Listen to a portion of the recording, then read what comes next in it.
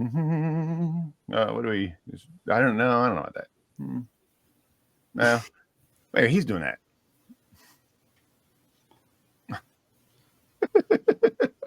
You're not good at being evil. I'm not good at. I have to fall into it. I can't just. You can't just be evil. You got to get there. I can't just evil out of nowhere. It's evil's like a. Just flip your evil switch. I know. More of a rheostat. You got to go commit some atrocities before I'm in the mood. That's right. I have to get my evil in first. So let me see what my pose will be. Is it?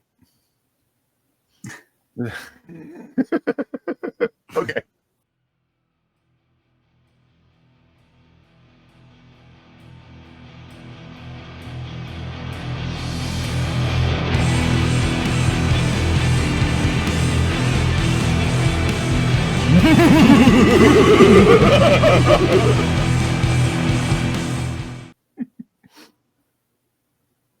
Let's see, the evil. Is this? This is it. Hello, and welcome to Secret Society REaD, where we read the horror and ugly, nasty stuff of yesterday. I am Virgil, the corpse choker. I am joined by Chris, our resident crypt wizard. Darkness and doom to you, Virgil. And also to you. And Bryan, our tomb licker, an important duty, as always. Darkness and doom to you both. And to you. So we were picking a book. The last thing that we read was now not in my head. What did we read? It was Pin. Pin. Oh my gosh. It's been so long. So many regular things have gotten in the way. Pin was my choice. Pin was your choice. And Bryan, you suggested a book. What was the book that you suggested, Bryan? Do you have a handy? I said The Light at the End by John Skipp and Craig Spector. Mm-hmm.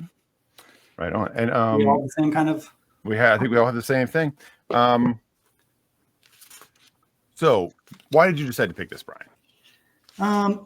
So this is thought to be a seminal work in the splatterpunk literary movement, and I've always been interested in what that's all about. I always thought of it personally as being kind of a book version of an 80s splatter horror movie. And I wasn't sure if that was true, but I was curious to dig in because those types of movies are like some of my favorites.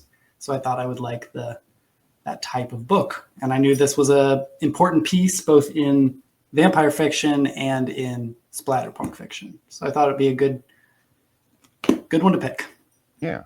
So just that I know before we read it, I know that I think you had said that it was part of the inspiration for Spike, maybe. Yes, I believe the creator of Buffy the Vampire Slayer has gone on record as saying that what's his name, Rudy, the main character, main vampire from this, who is like a punk kid, is the inspiration for Spike, the character of Spike in Buffy the Vampire Slayer. Mm-hmm. And I also, on my own, it was after when I was near the end, I looked up to see if this was possibly an inspiration, and it was for the Vampire the Masquerade role-playing game by White Wolf, and it was listed as one of in the second edition. It's listed as one of the inspirations for the game, so which didn't surprise me. I was like, I could see some of that in here, which was cool. Nice. It had some of that energy, so I could see that they borrowed some of that energy, and that was a huge thing in the 90s. Yeah, I mean, in the literary horror circles, this is like a thing. This is a book that people talk about, and so it's just one I felt like I needed to read. So why not bring you guys along on the journey? We're glad you did. But I think before we go into the book, the spoiler-free part of our book review, we're just going to talk about vampires for a bit. Vamptember is here. I'm going to let Bryan do that because he knows more about it than me. Yeah, so I picked this book and read it last month, but you guys took a little longer, which is fine. I finished because it timed out. I finished this book 3 hours ago. I'm not even kidding. Over a month ago, I think. But it worked out well because it is Vamptember, which is a reading event started by Regina's Haunted Library, hosted by Alex the Bookubus, a couple other people, where you just read vampire fiction. So kind of a happy accident that this timed out like that. So since we finished a book about vampires, let's talk about vampires a little bit before we get into our review. Crypt Wizard, you want to talk about your favorite vampires, your experience with vampire fiction, maybe?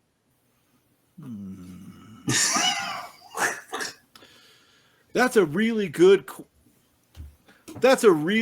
question. I have it's funny, I have an interesting relationship with vampires. When I was younger, when I was into horror as a teenager, they weren't my favorite, which is really strange because I loved werewolves and I loved horror, but vampires and zombies never really did it for me, and I don't know why, but it was just the case. And I know that this is, I mean, I read Salem's Lot when I was younger. It was not my favorite Stephen King book. I read it again recently, and I really loved it. It's a great book. But yeah, I didn't, and I think that this will be opposite from you, Corpse Choker. I feel like I didn't like the fact that the difference between zombies and vampires was very slim. It felt to me the vampire monster felt very much to be just like a zombie that wanted blood instead of brains in a lot of the old horror. And I'm going to admit that what got me into vampires was once I had gone goth in high school and discovered Anne Rice's vampire fiction. I was hooked. I read all of the Vampire Chronicles for years. I got all my buddies to read the Vampire Chronicles, and it's funny because I look back on them now, and they're probably worth a reread sometime. But I look back on them now, and it feels like a comic book to me. Like she would write herself into corners by making stuff more and more powerful and then have to retcon. And I mean, all the same stuff that happens with comic books happened with that. But that got me into vampires. And I appreciated them much more after that. And then recently, when I started getting back into reading and started getting back into reading horror, I discovered a very, very early vampire named Carmilla by J. Sheridan LaFanu. And that has to be my favorite vampire of all time now. I mean, this is a wonderful story written in the late 1800s. It's kind of a slightly erotic vampire. It has gay themes in the story. It introduces a type of vampire that isn't just almost a zombie, which I really appreciate. Of course, this book inspired Dracula as well. So yeah, this is my favorite vampire. Yeah, I've read some other Le Fanu, but I've never read that. It's really one of those things that I've been meaning to do forever. So such good praise. So it always makes me want to go back and visit that. It's great. Yeah, that sounds awesome. I'm also interested in hearing more about Anne Rice at some point. Have you never read the Vampire Chronicles? I've never read any Anne Rice. I might put interview on here then one of these times. Yeah. I think that's worth a read. I really do. It's a good time. I mean, it is the reason that we have Twilight, and I mean it is. But that doesn't change the fact that I think it's good. I mean, I saw the movie. Yeah, it's a good movie. I like that movie. I did. It's a good movie. And the book really is really good. I remember really liking The Vampire Lestat, the sequel as well. Okay, Yeah, so we both read her then. Yeah. See, it's weird though, because she introduces the concept of the vampire Lestat being like this rock star that gets on stage and uses his vampire tricks to be this rock star, and that is the beginning of that sense I was talking about, where it could get a little comic booky. You got a little much. Yeah, like Interview with the Vampire for me. As a standalone was incredible, and I did love and read all the other books, but yeah, that one seemed to me to be the closest to a genre breaking new vampire. And I know I feel like I should grab some stuff. Chelsea Quinn Yarbrough passed recently. Let me grab a couple of things really quick, you guys. Yeah, no problem. I will say, and I'll say it in a second, that interview is really good. It totally is worth your time. Yeah. Anne Rice is one of those things that like you always just think of like, I don't know, your mom reading it or something. Like it just never It actually called to me, but I'm sure it is good. my mom was reading it when I was young, and she was like, "Oh, this is really good. You should read it." And I read it. I was like, "Wow!" I even when I was young. Oh, Like, look, my robe is falling off. Ooh, yeah. Do we want to? So when we come back, do we want to derobe here before we roast? it's getting a little hot. It's probably getting warm. So, oh my God, I grabbed the wrong fucking.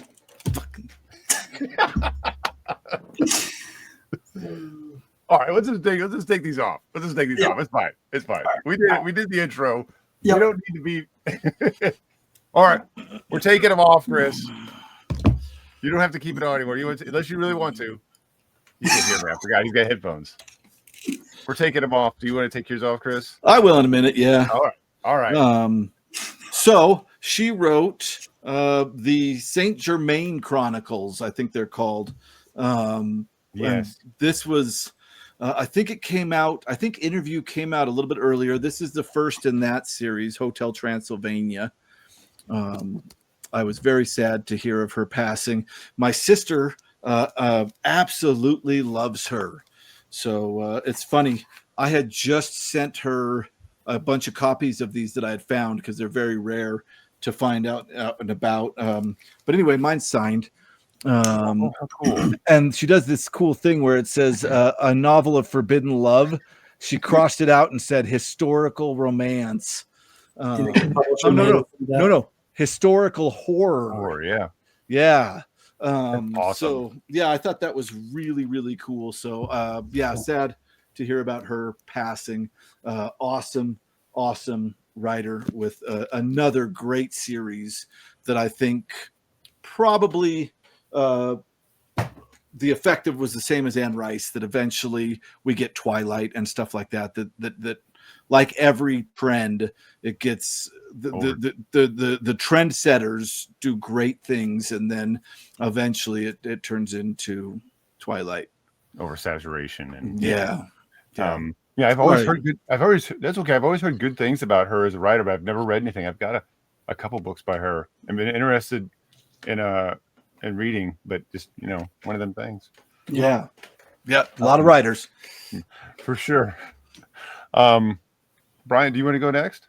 Yeah, so vampires for me have always been take it or leave it, I guess. Just like they're cool, but I've never been like drawn to them like goth Chris. But they're cool. And I remember reading when I was a kid, there was this 90s teen series called Cirque du Freak. By Darren Shawn. I think there's like 9 or 10 books, and it's about this kid who encounters a vampire at this traveling circus and ends up kind of getting turned and following around with him. And I read the first 2 or 3 books, and I remember just like it's one of those few stories where I can think of that, like, everybody had gone to bed and I like turn on a light secretly and I'm like reading under the covers because it felt like something I wasn't supposed to be reading. Like I remember at the time I was reading it, it felt pretty intense for a kid. And I kind of want to go back and read the series one of these days. Do you have any of them? I don't, but I don't think they're super hard to find. But didn't they make a movie? Isn't there a movie? They did. Now? It was terrible. Yeah. Oh, they I remember even when it came out, I was like, this is horrible. The book was better. Yeah. But yeah, I remember reading the first couple of those and just loving it. And I've read a bunch of vampire fiction since then.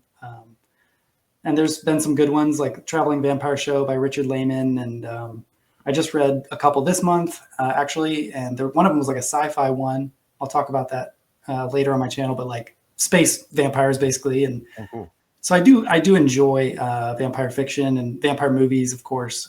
But yeah, I'd say my favorite's Count Chocula. He makes a good breakfast cereal. He really does. You can't argue that fact. How about you, Virgil? Thank you. so much. How spontaneous. So I can't be straight. Sorry. You can leave all the mistakes in if you want. I don't care. I can't ever do this. So yeah, so when I was younger, I really liked vampires. I don't know. I remember it. I remember all my nightmares when I was young were all vampire nightmares, which is a weird thing. Until I discovered werewolves and got into them. Yeah, About the time that Teen werewolves. Wolf came out, I think Teen Wolf, I was like, oh, I'm never mind vampires. We're at the werewolf now. Vampires can go somewhere else. The Howling. Anyway, We're talking about vampires. that's right. We're back to vampires though. But I enjoyed a lot of vampire fiction. I mean, I remember reading Salem's Lot, really liking Salem's Lot. There's that Stephen King story, The Night Flyer. I remember really enjoying The Night Flyer as well.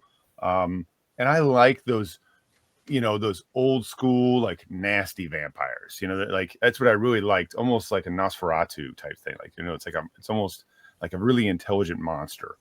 And I really liked that. And that they, even being as nasty as they are, they can still sort of like move or in like society a little bit. I was not super into the romantic vampire trope, although I too read Interview with the Vampire, and that is such an amazingly good book.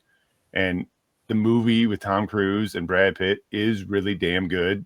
Yeah. And I think there's still stuff to discover in the book that the movie doesn't do, but I really liked both of those. When I got a little older, I read a bunch of my friends really into Brian Lumley. So I read the Necroscope books, at least the first 3. And those are all, if you don't know, vampire books. I'm actually finishing up the second one now, Vampiri. And it is really good. It is better than the first one. The first one was good. The second one is really good. So lots of vampire stuff that I enjoyed. I never read I've only read like one of the Anita Blake books. That's a huge, like paranormal romance, like type stuff, sort of, but they're also sort of like action books. I think it gets a lot more into erotica later, like heavily. But you could probably, I don't know if you can tell, but we've got a bunch of them. And the Charlene Harris, I've never read any of the Charlene Harris stuff. I know that was a big thing. I don't know either of those. Yeah. That's the one that True Blood. That's True Blood. I think it's based on her stuff. Okay. Never watched that. I believe it's nothing against them. It just wasn't something I was into. So my favorite though, I would probably say it probably was like some of those, like Stephen King did a really good job with writing those nasty vampires. There's probably another one that I can't think of. What was the vampire's name in Salem's Lot? Barlow? That's something spooky. Right. I think it was sure. Barlow. Yeah, Barlow. Yeah, Mr. Barlow. Yeah, because he comes back. Slight. I mean, you shouldn't do too much of a spoiler. He has influence. I don't know if he shows up. He has influence in the Gunslinger thing. There's connections between that book and the Gunslinger. Dark Tower?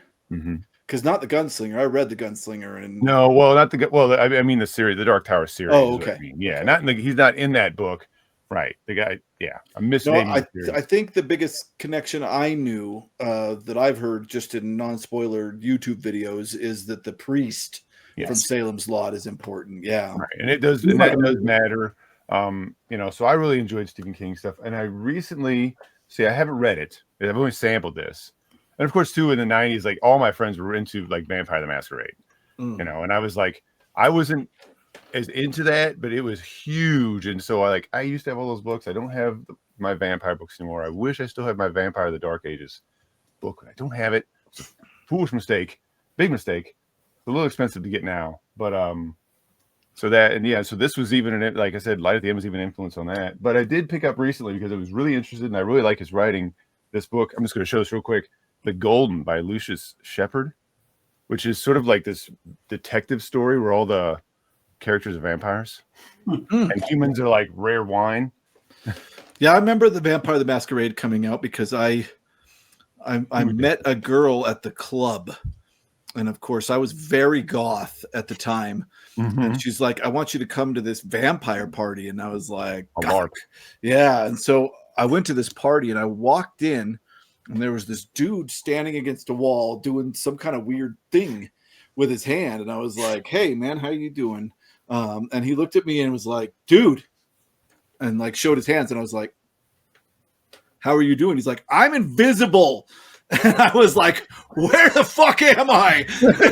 Yeah, I was gonna say you walked into a LARP and didn't know what you were. I did, and I didn't know, and I have nothing against it. It sounds actually No. like a lot of fun. I'd probably enjoy it a lot playing it right now, but at the time I was very, very confused. You should have gone, who said that? I was taken aback because I was running in a slightly different crowd. And so, yeah, that was that's how I knew Vampire the Masquerade existed. That's awesome. Was pissing off a kid that was invisible. Yeah, I never got into that. But I know There was a werewolf one too, right? There was, but never as big as Vampire. Vampire, they still do Vampire. Like you could still, there's probably still clubs in your area or like groups in your area that still do it or whatever. I'm sure it's still around. I don't know if it's popular, but yeah, Vampire for sure. Well, I think that was it. So wait, who's your favorite? Barlow? I think so. I think I liked how I like that old school kind of like right out of the crypt vampire. You know, I kind of like that. I think it's neat. You know, there's a distinction for me between zombie, which is just sort of like a monster, just a thing that comes after you, and a vampire it like plots and is like hunting you down specifically and like intelligently. I don't know. I like that. That makes sense. That's good. Yeah. And then I guess I'll also just say, which I think we've said before, and maybe hopefully it doesn't upset anybody, but I was not as impressed with reading Bram Stoker's Dracula as I expected to be. You know, that's supposed to be that big foundational book, and it had moments that were good, and also like way more like praying in that book, and that had way more to do with like defeating Dracula than anything else. By the way, if you don't know, I feel like the culture that it spawned was more fun than the book, personally. Right? Yeah, and it does great. Not that it's a poorly written book per se, not saying that, but I just think that it's given this like deification of like being so great. It's like there's parts of it that are really good, but not all of it's like that. So I think Carmilla's better. From everything I've heard, shorter, it sounds like more to the point. And all the way around, I think better. Right on. Light at the end. Let's go. We're going to get into the review now. Light at the end. We talked about vampires. Got that out of the way. We're going to talk about Line at the End. Who wants to start this off? Brian, you already kind of said why you chose it. Yeah. So we've already introduced it a little bit. Who wants to give a quick synopsis? Let's make Brian do that. Sure. Do you want to do? Yeah. So Sure. From my unprepared brain, my poor memory, basically there's this punk kid, Rudy, and he's in the subway, gets turned into a vampire pretty quickly in the beginning. And the book is kind of about him skulking around the subway system in New York City, dealing with the fact that he has turned into a vampire poorly and killing people and being a punk, while various other people within the city are affected by what he's doing, and they begin to band together to defeat him, is the overarching idea of the plot. And this is two writers, John Skipp and Craig Spector. Did you guys notice the thing I held up earlier? Did you see that? Until you showed me that. That's why I was like, what is this? I didn't notice that. Yeah, if you look about the authors, they have a great drawing. It's so cool. I did not notice that until you held it up. I'm like, Brian's looks the best. That's worth the price of admission for this book. Yeah, I agree. It is nice. I am so glad that I turned to that because I listened to this on Audible. I listened to most of the Society stuff on Audible. So, but I do like to have the books to put on the I read it shelf.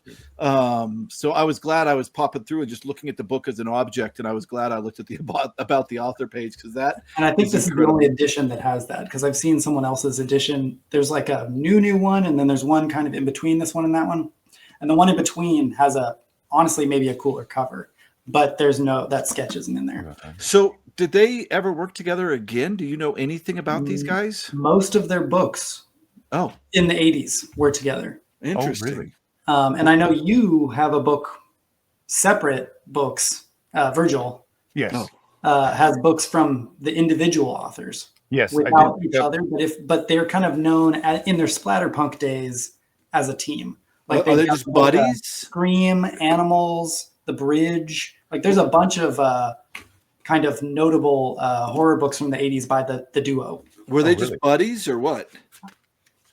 I wish guess I knew they more must be history at on that them. point. If Yeah. you co-writing a book a second time with somebody, you better be friends with them. Yeah, Yeah, seriously. I don't know the history of how they came to write together. Yeah, I can't. I couldn't tell. I tried to see if I could tell who was who. Not that I could. I was just seeing if I could sense. A new writer has started, and I didn't feel like I could.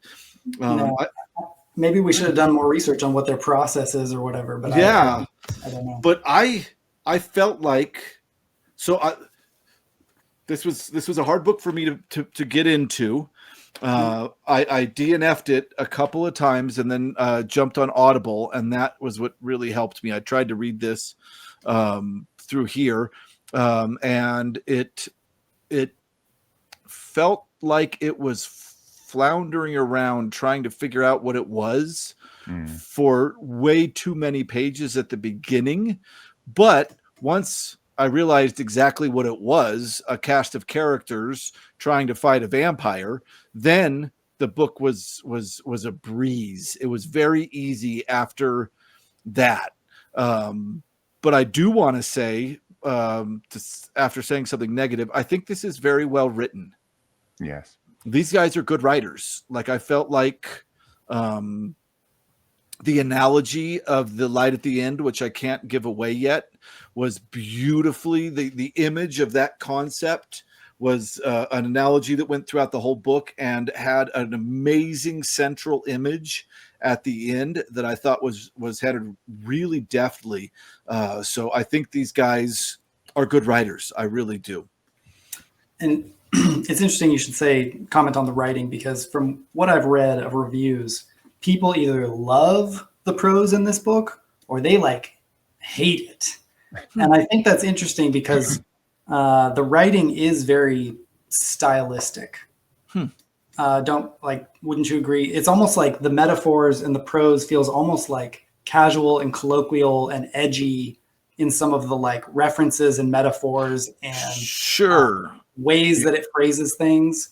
And I can see how when it works really well and it feels very stylish and fun and cool. But I think some people find that sometimes it's almost like they're trying too hard to sound cool. So it's kind of like, and it comes off as like a little try hard or something. I never felt that when I was reading it. I personally didn't either, but I can see people's argument. Yeah. I definitely, before I would say anything negative, I would definitely say that both, I don't know, again, I couldn't tell who was writing what. I couldn't even really guess, because I haven't read anything by either of these writers separately yet, even though I've picked up a couple of their books. But the writing is really well done.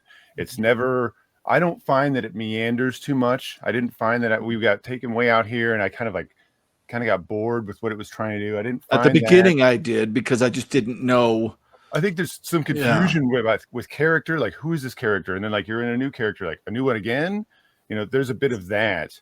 But I think to me, that seems like, well, you get to write something and I get to write something. So these are the characters I get to write about and you get to write about, and neither one of them wanted to cut each other's work. I know that you guys had an issue with that. And it's interesting to me. I love it that we have differing opinions, because I loved the beginning. Oh, wow. And honestly, I think it maybe lost a bit of appeal for me towards the middle and onwards. I really liked the beginning, because if you watch these 80s trashy horror movies, oftentimes you start off with this character, you get almost like a little vignette, and you think you're following someone that matters, and then they die horribly.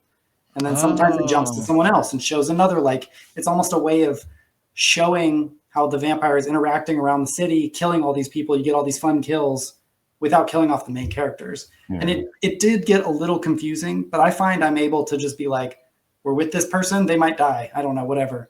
But I think the only problem that this posed for me, and we touched on this before we started, is that when you do start getting introduced to the characters that matter, there's a lot of them. Yes. And they do get a little, some of the characters are really well developed and good. And some of them, I was like, who is this again? When we would go back to them. Yeah. Maybe that was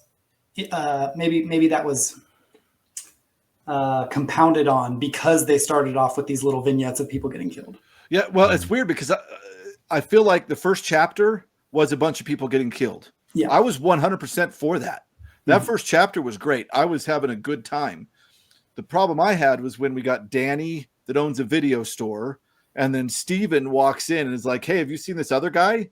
And then suddenly we follow Steven out of the video store. That's when I started getting confused, was this constant, and then Joseph, and then his mom, and all these different, that was when I had the problem, was not the deaths, but all these characters. There were too many. Yeah, and they weren't doing anything at the beginning. Like Danny was kissing a cardboard cutout of Marilyn Monroe. Steven was looking for his buddy. I think I was okay with most of the characters and what they were doing. It was just the messenger, the group of like people working at the messenger thing. I could not keep track of any of them. They were all just felt interreplaceable to me. Yeah. And you know what I did? I liked so what's weird, and the same way, like I enjoyed the violence at the beginning, right? This violent beginning, and then like we get a character and then that character dies. Cool. And then it's like we meet a character and we leave, and then we come back and I'm like, wait, who was this? And then I did enjoy that scene with that messenger company because I liked the dialogue back and forth, which felt authentic dialogue, but it also was like, these are all characters you meet like one or two times and you're done, Giddy. This is not Bartleby. This is Cole. She has an owie on her nose. Oh no. But yeah, this is the Crypt Wizard's cat. Amazing. Yeah, Bartleby is Chris's cat. Cole is the Crypt Wizard's cat. That makes sense. Yeah, I might have to let her out soon because she's going to be a problem.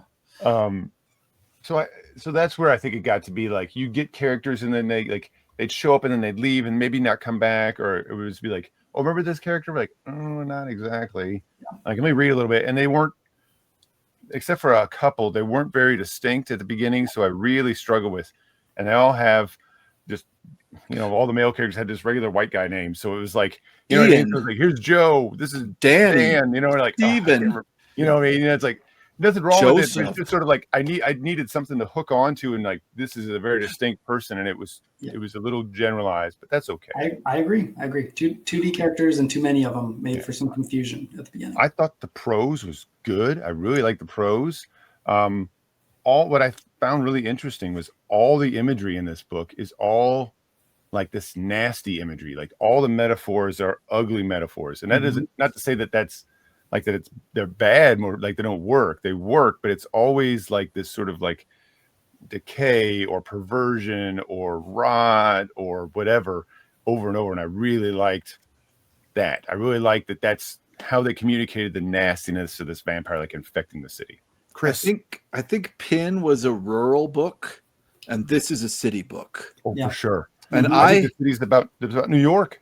I have a tendency to prefer rural books over city books, mainly because I think I grew up in a rural environment. Yeah. So the city, like this, it felt to me that was a terrible place to live. Nobody, it seemed, in fact, no, that's spoiler. Nobody seemed happy there. Yeah. Everybody was unhappy trying to get out. And that was really strange to me. This is almost like the opposite of a love letter to New York. Yeah. This was like the grit, like you said, the real grit. But it is, but it's almost like poetry about how ugly it is. And that's what I think is really interesting. It's looking at this really ugly environment, but it's making it appealing because it's ugly. It feels like those like movies you see from the 80s about with New York, and New York is like a nasty city and everything, but you're like, that's cool. Just think they do also, the grit and grime of old New York very well. Also, having been in the goth scene very early, I think they were also a part of that scene because this is spot on for goth. The goth girl who's in the goth girl, Danny, Rudy. who is this kind of art major philosopher narcissist. Like a few years after this book, they came out with what was that? Singles. I don't know if you remember the movie Singles. That had a very Rudy character in it that was making the same statement. Like this felt to me like the scene I grew up in, which was fun for me. It was nostalgic and really fun, and all the references, there's great references in this. They reference Interview with the Vampire, they reference all kinds of movies, like I liked all the references. It was, I think that this is very of its time. And I think for me the prose works so well, not because it's stylish and edgy, but because somehow they make it very fast paced. Like the book is pretty big, and I felt like I was just like, you look down and you've read like a bunch of pages just because it keeps flowing quickly somehow. And I listened to it at like 1.7 speed. So it's real fast. No, it was really fast, and I never was lost, and I was always entertained. Like Elizabeth Engstrom's, the one I did recently, Black Ambrosia. I think this is a better vampire book. Or let me rephrase that.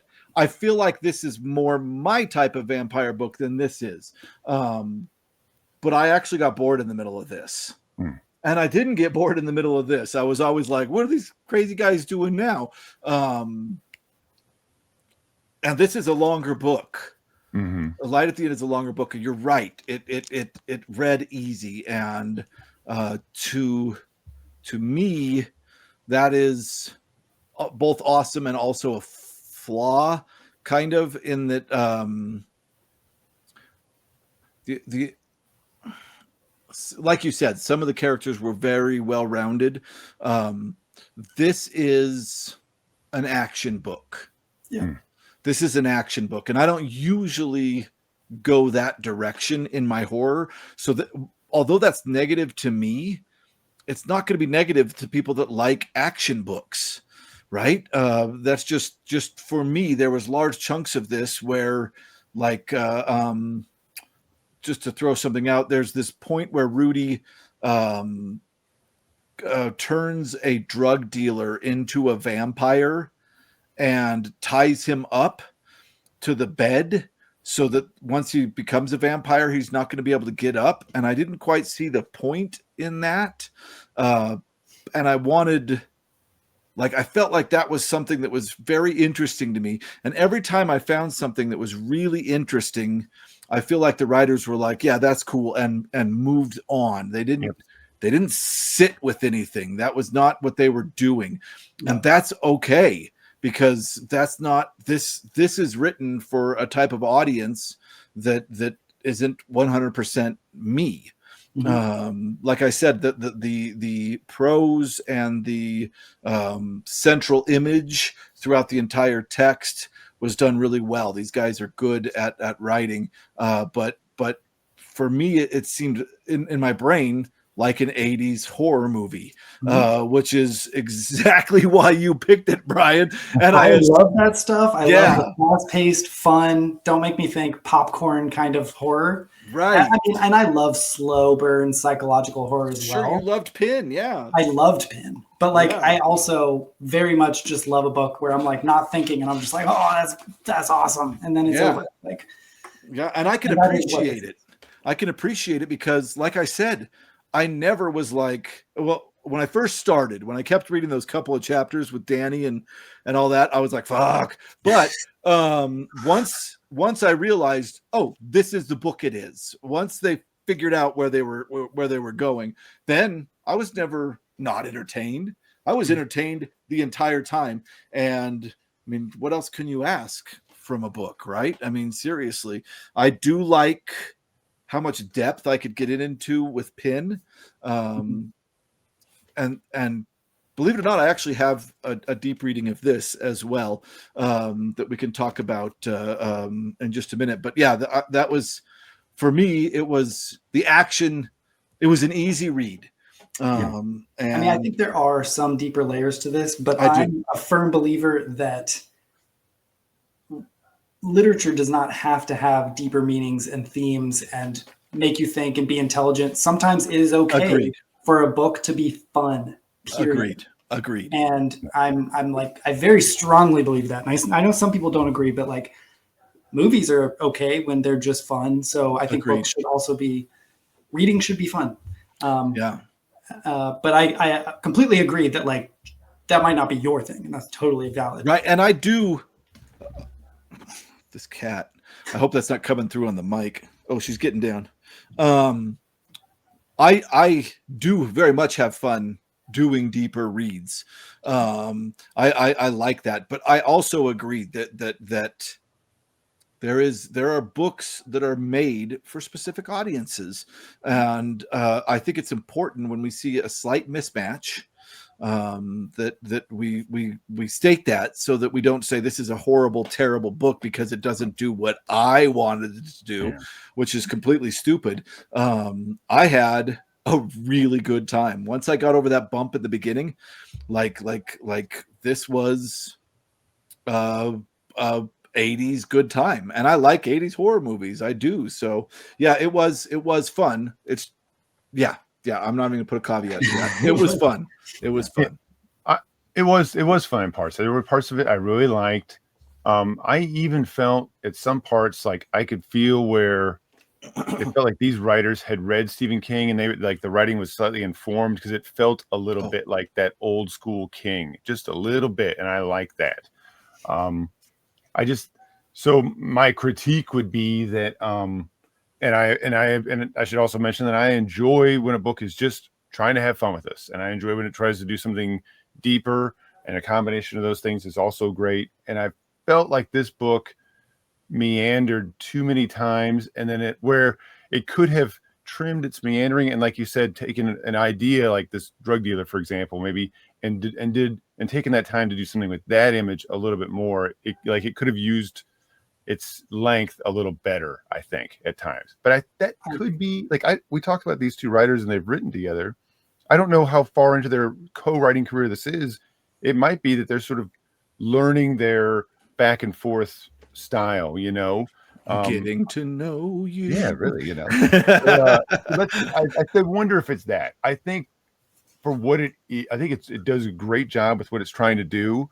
I really liked what it tried to do, which was like I said, like paint this really nasty picture of everything in a sense, paint everything in this nasty light. But but it also, that sounds bad, but it wasn't depressing. It wasn't like, no, it wasn't. It wasn't like bringing you down. It was just like, oh, this is nasty and gritty and grimy and gross. And this guy's he's not just a bad guy. He's really, ugh, and it's like, cool. I like that. And I also like that. I don't know if this is given away, but I like that, that they didn't feel they had to deify their villain, that they really, really he's almost like a commentary on that,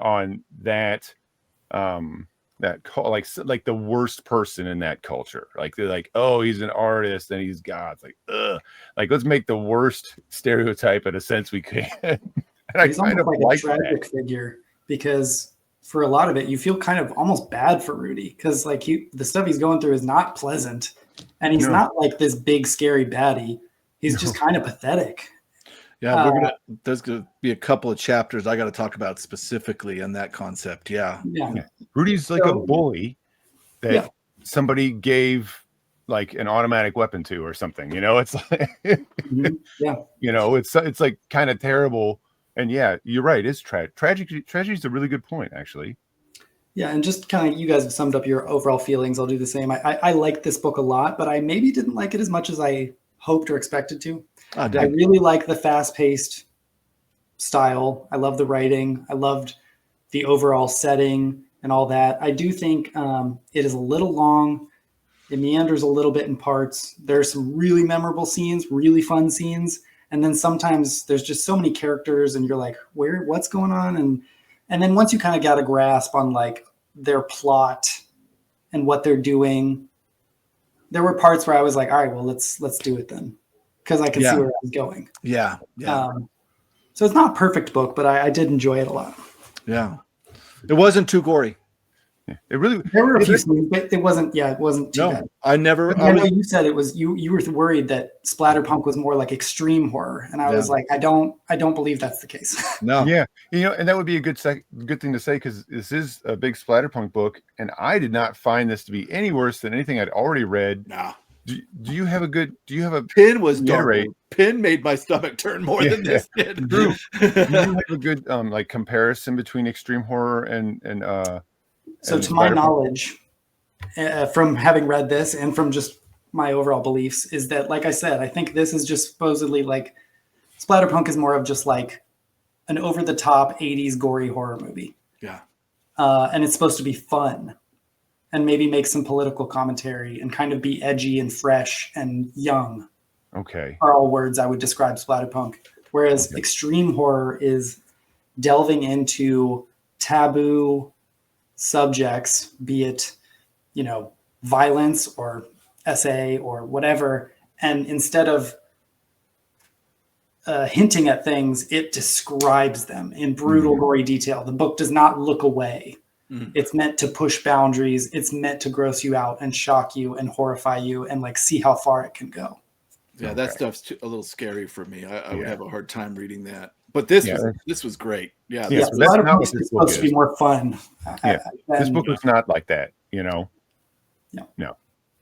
So I thought gory, but like fun gory, or like appropriate level of gory for horror, not like I feel like I need to, like, I don't want to read this. It's like too hard to read. It's not. I like knew that. I was getting you guys a little out of your comfort zone when I said splatterpunk, but I would not make you read an extreme horror book. I promise. Thank you. But like I've read splatterpunk before. Like I've read Lansdale, and like and that stuff was good. As long as it has a purpose, it never really makes.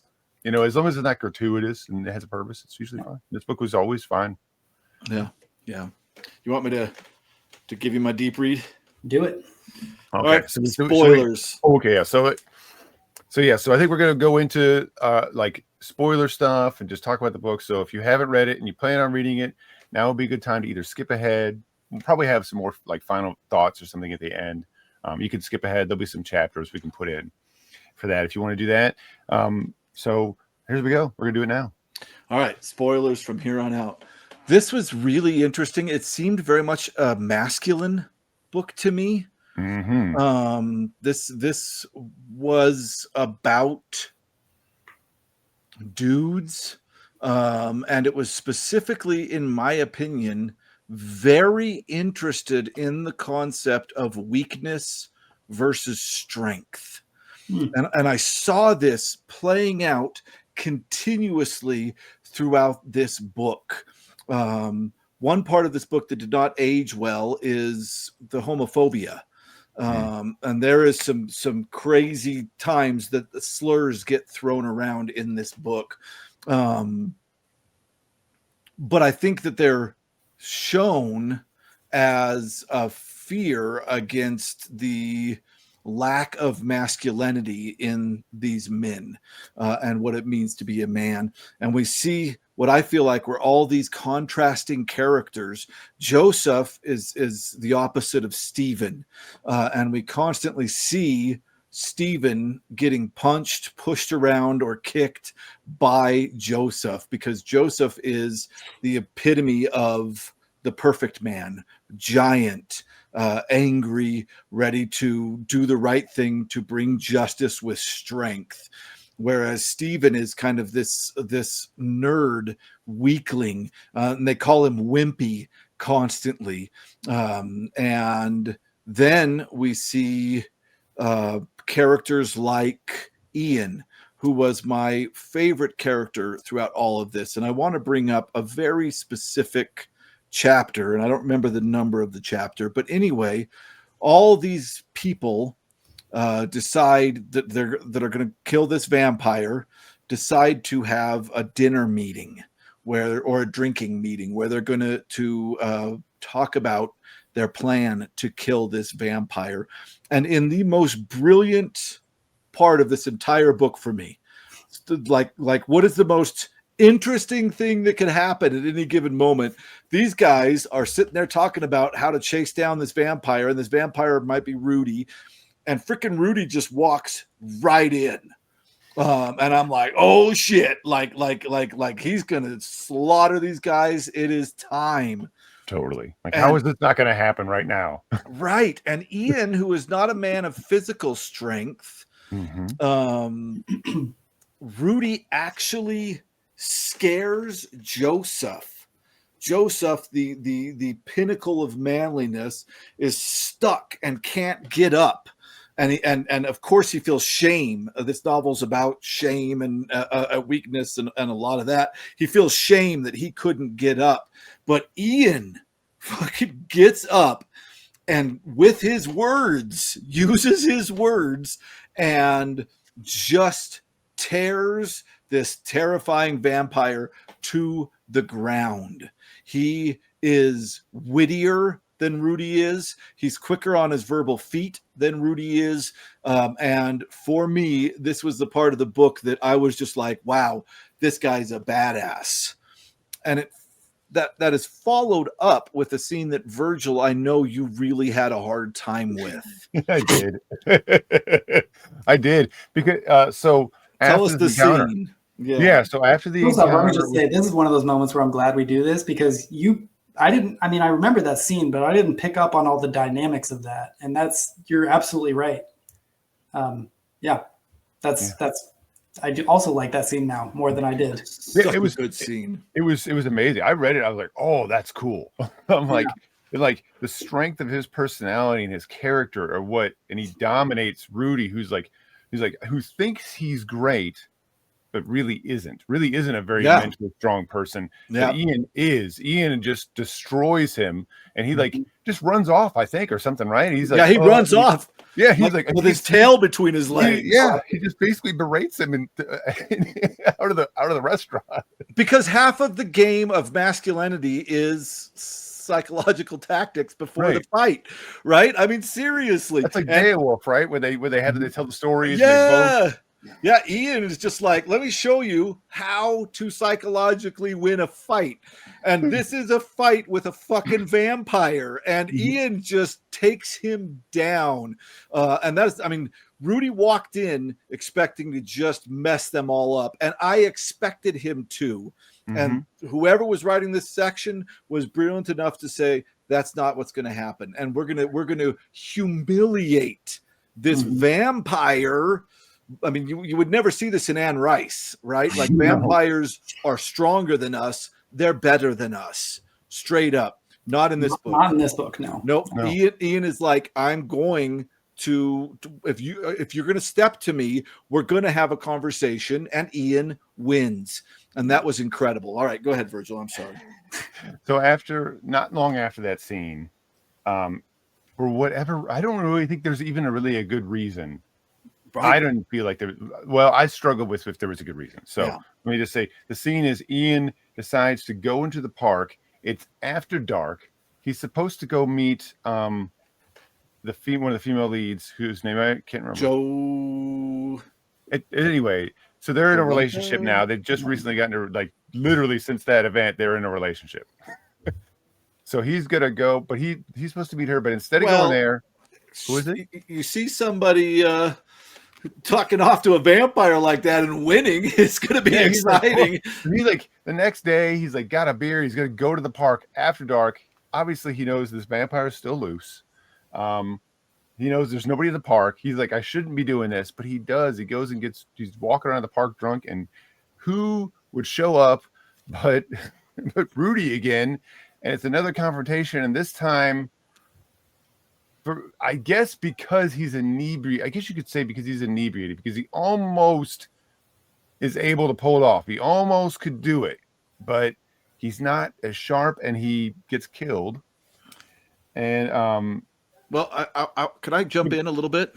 Yeah, I guess I'll just say he gets killed, and I didn't find it unsatisfying, but I felt like, so it wasn't so much the scene that happened was bad, but the conceit that he was going to go to the park, correct, like this, and to make this decision to make himself vulnerable, I had a problem with. But as I'm thinking about it, something you just said, Chris, made me think. It's like, is this him sort of celebrating and saying like, I'm the king? Yes, yeah, I think like hubris. So he literally is standing at the park, and he realizes nobody's there. And everybody that's reading this is like, it's the vampire. And he's probably like, shit, this is the vampire. But he's not going to turn around and run. This is the, and I believe, and I don't want to just be like, ooh, manliness. This whole book's manliness. No, they're taking a very complex look at this concept, because Joseph, who is the manliest of all, couldn't stand up to Rudy in that moment. And now we get Ian, who was able to stand up to Rudy in that moment, who is not going to change the way he lives because he's scared of Rudy coming after him. He goes straight into that damn park. But then he has to deal with the fact that Rudy is physically stronger than he is. Yeah. And I think that's a huge portion of this book. How do you react in situations where there's unfair advantage? And Ian can win in a verbal spar with Rudy. In fact, you're right. He shows again that he can win in a verbal spar with Rudy in the park. But Rudy is stronger, and Ian has to accept that, and he martyrs himself by making sure he dies before Rudy can make him into a vampire. Right. Yeah. It is not a victory for Rudy. Even though Rudy kills him, he does not really win. Exactly. Or Rudy certainly doesn't feel that he wins. Right. Yeah. There's also the scene that kind of beats some of this over the head, in case you weren't getting it, which is like the vampire that turned Rudy comes back and essentially that was another makes Rudy his, and this is such a complex scene because again we're dealing with homosexuality, we're dealing with sexual assault, men sexually assaulting men, and we're dealing with this Stephen kid who is the wimp, the weak kid, and Rudy is going to try and establish himself as the boss through assault. And at this moment, the person that, and this is all in their like a dream state that vampires can make in their heads. At the moment when he's about to assault Stephen, the vampire that made Rudy as a lark, he's just this European vampire that like pops over and is like, I'm gonna make this kid in New York a vampire. What will happen? I don't know. And then he takes off. It goes back to Paris. But he shows up in the dream while when Stephen's about to be owned by Rudy, and this old vampire sexually assaults Rudy. And again, we see this very detailed, nuanced, terrifying look at, and you're right, hitting us over the head with it. This like for the people like me who maybe didn't pick up on it before. Like, right. We're showing you. Yeah, this is about. Yeah, I found all that interesting. It made me understand a little bit the ideology of the 80s, and we're going to see some homophobia, literally fear of homosexuality in this case. There's one character that is weird because I was like, do they hate this guy? Because they talk a lot of shit to him. He works at the place and he's gay. But they seem to respect him, even though they're always ribbing him. But then later there's like two people that come around the corner that are holding hands, two dudes, and they're like, F word, F word, F word, F word. They're literally afraid of the weakening that occurs by homosexuality.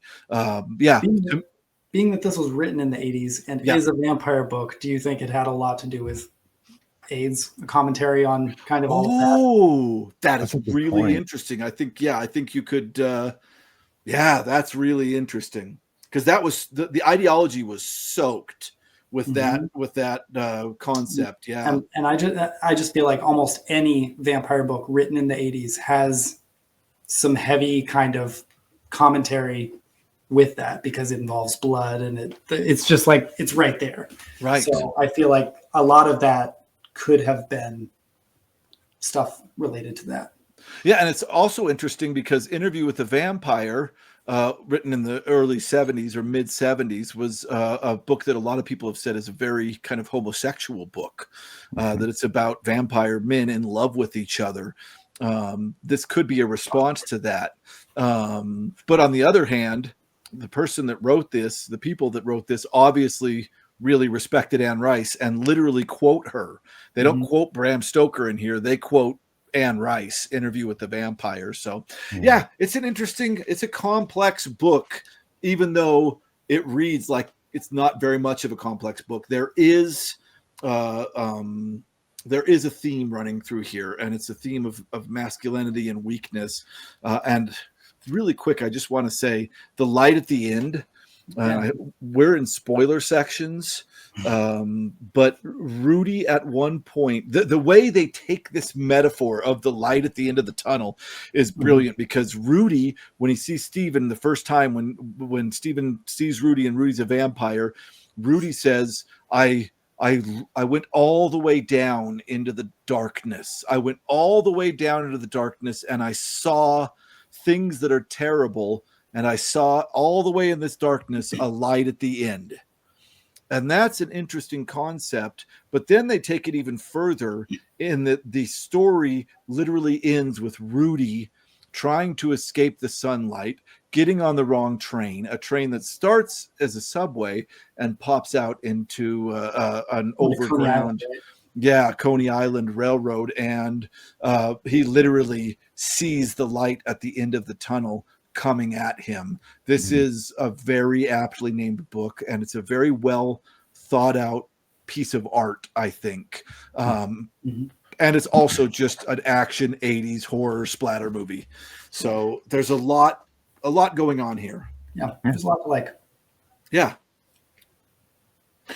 Yeah, I really enjoyed that it tied up at the end, and I thought that the end was good too. Like, you always hope with something like this that you'll have a good, satisfying end, and I thought the end was really good and satisfying.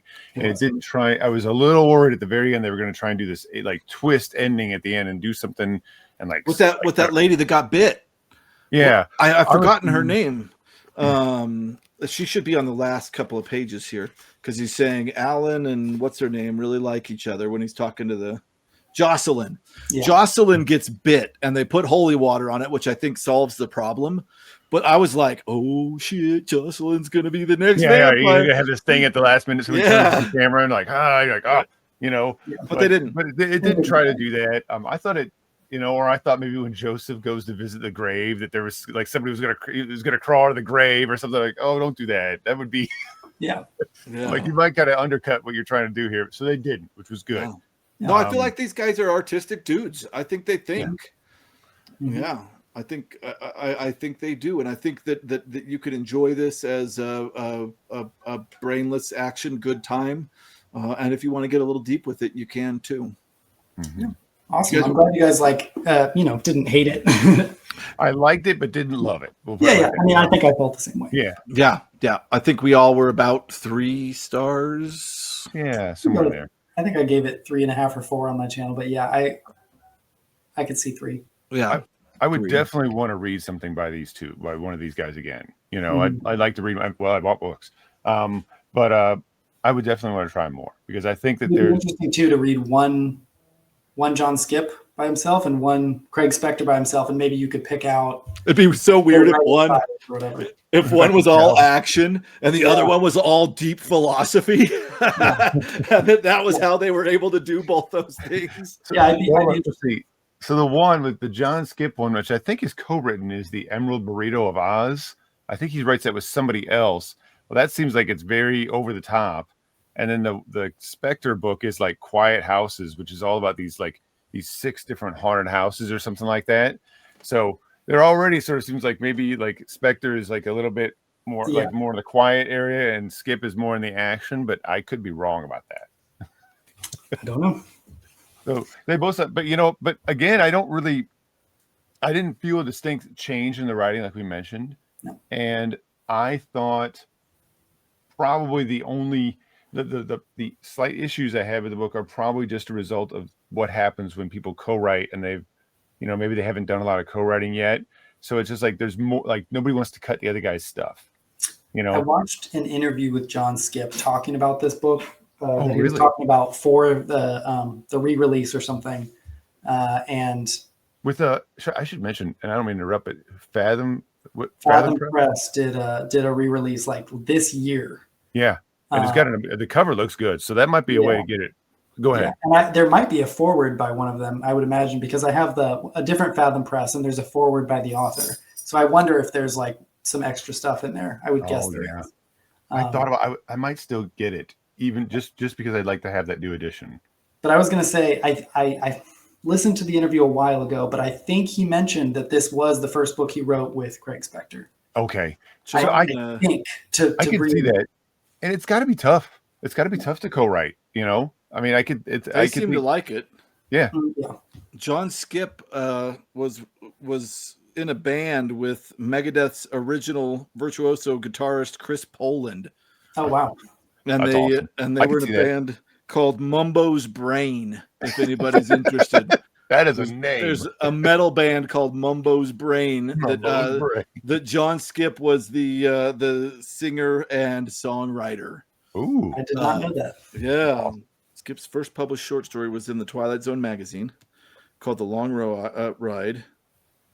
His first novel was Light at the End with Craig Spector. Yeah. Okay. Well.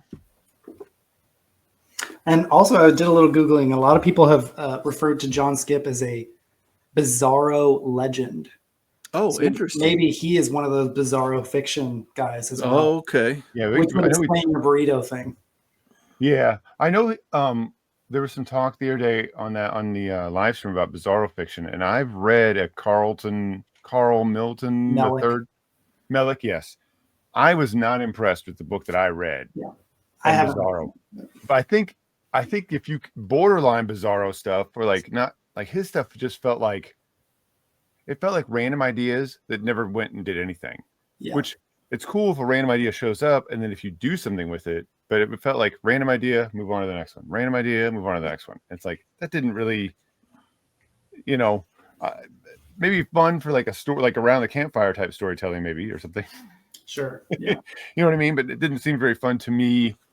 It's never appealed to me enough to try one. The closest I could say that I've read is I don't even think he qualifies exactly, but Bryan Evanson's Last Day. Last Day. You've talked about that one. That one sounds great. I actually really want to read that one. Because it was just so like, what is like they were like, none of the characters were laughing, but what was happening was so serious. Yeah. But the way the characters were talking, it was like almost like comedy. But the characters weren't laughing at what they were saying either. Yeah. It was interesting. Yeah, I got a couple Craig Spectors. Somebody had a bunch of signed stuff. I don't know if this one's signed. This one is not. I don't think. Is it? Is it signed back here? Oh, it is. Yeah, I got two Craig Spectors. I think they're both signed. I think it was. I was like, I don't know. I'm just going to get it. Yes, they are. Nice. Oh no, wait. Nope. I'm sorry. One of them. I'm incorrect. I was thinking this is Unsworth. That's somebody else. That's somebody. That's Quiet House. That Haunted House thing was somebody else. My mistake. Turnaround is what I have. It's like a typewriter. Nice. Like over there. I don't know what it's about. I looked at it one time. I didn't just buy it randomly. Sorry. All right. Should we talk about what's coming up? Sure. We can. What are we reading next, Virgil? The next book for our society, that like official read for all of us, is John Ferris's All Heads Turn as the Hunt Goes By. I have one that looks exactly like Virgil, but I didn't get it. Yeah, I was gonna say this cover is. I mean, I like Chris's cover, but this cover is just. I mean, yours is cooler. I don't know. They're awesome. both really cool. The problem was, so I had that cover as well, and I got rid of it because I decided to keep the first because I'm not allowing myself. But it's such a hard decision. I know the green fire was like, and the way it's under. Yeah, like, I couldn't resist that, and it's like shiny green. I will say, if somebody's looking for this cover, Playboy Press. Yep. That it is very hard to find this cover not all scuffed up. I looked a lot, and a lot of covers are like all scuffed. I don't know what happened, but it was hard to get it where it wasn't like all this black wasn't like worn away almost. I don't know why. Yeah. So if you want to read some fun 80s horror with us, this is Virgil's choice. There is an Audible version of this. But yeah, follow along with us. This is what we're going to read next, and it's going to be a ton of fun. I don't know how soon we'll get it done. Right. Yeah, you got time.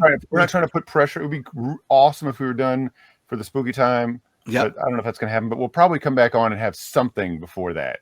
Even if Well, it's we not will. We're going to be talking about the second novella in this book coming up really soon, called Beauty Is. Beauty Is. Yeah, ellipses. Dot. Yeah, so you can expect that coming up really soon. And yeah, that's about it. So yeah, so if you want to join us to read All Heads Turn as the Hunt Goes By John Ferris, get a copy. You've got plenty of time. I think I would anticipate we've probably got at least 6 weeks somewhere there. We're going to give ourselves a lot of time, maybe even a little more than that. I think we'll get it out by the holiday. I think we'll get it out by Thanksgiving. We're going to try. We're going to try real hard. That'll be when you said the holiday, I was like, Halloween. Thanksgiving's not the holiday. I was It's the other Halloween. It's Halloween. The holiday is Halloween. Yeah. Fair enough. All right. That's it. That's all. Thanks very much for joining us, everybody. Yep. Talk to you later. Bye. Bye, guys. I mean. Oh, wait.